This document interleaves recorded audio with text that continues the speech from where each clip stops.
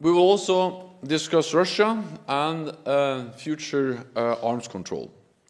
NATO allies have been united in their response to Russia's aggressive actions. Our dual-track approach of defense and dialogue remains valid. We continue to fight international terrorism, and we stand united against Russia's aggressive actions. Mr. Secretary General, effectively, we haven't seen any real aggressive actions from Russian side towards NATO countries. Don't you think that it's a high time to think about the real change of NATO policy? We don't see any imminent military threat of Russia against any NATO country. But what we see is a strategic challenge, and we see a Russia which is investing heavily in new modern capabilities, including nuclear forces, and a Russia which is violating a cornerstone arms control agreement in Europe, the INF Treaty, deploying missiles capable of reaching European cities within minutes, and missiles which are nuclear capable. And we see a Russia which has been responsible for aggressive actions against neighbors. Georgia, Ukraine, but also have forces in Moldova without the consent of the government in that country. So, yes, we have not seen any aggressive actions against a NATO country. But the reality is that that's exactly why it is so important for NATO to continue to provide credible deterrence and defense. Notre alliance a une histoire, elle a aussi une géographie. Et donc la relation avec la Russie ne peut pas être en son sein un impensé, parce que la Russie fait partie géographiquement de l'Europe. Je respecte très profondément les préoccupations et les intérêts de sécurité de tous nos partenaires européens.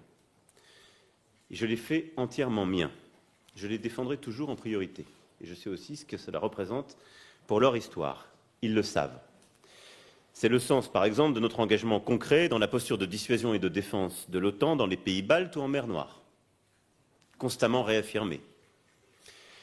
Nous sommes et nous resterons intraitables quand notre souveraineté ou celle de nos partenaires est en jeu.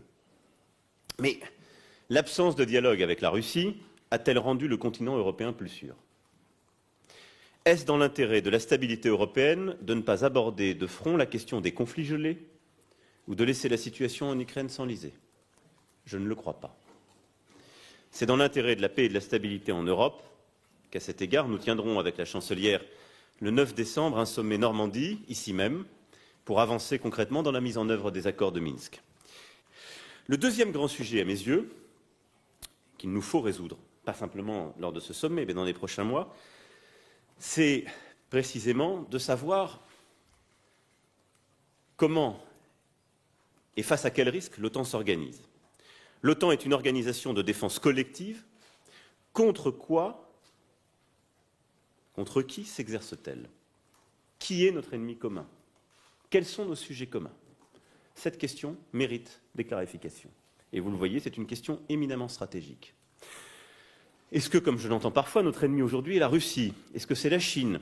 Est-ce la vocation de l'Alliance Atlantique de les désigner comme ennemis? Je ne le crois pas. Notre ennemi commun à tous au sein de l'Alliance, me semble-t-il, c'est le terrorisme qui a frappé chacun de nos pays. C'est contre les groupes terroristes que les militaires français se battent au Sahel et que nous avons eu à subir les pertes que j'évoquais au début de mon propos.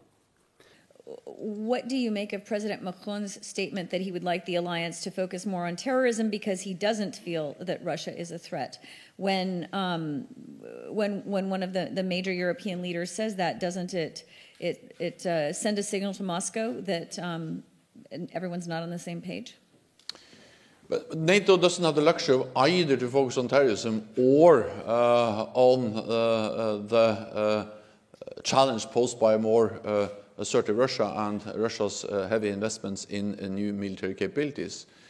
We have to be able to respond to any potential threat and any potential challenge from any potential direction in cyberspace and wherever it may come from.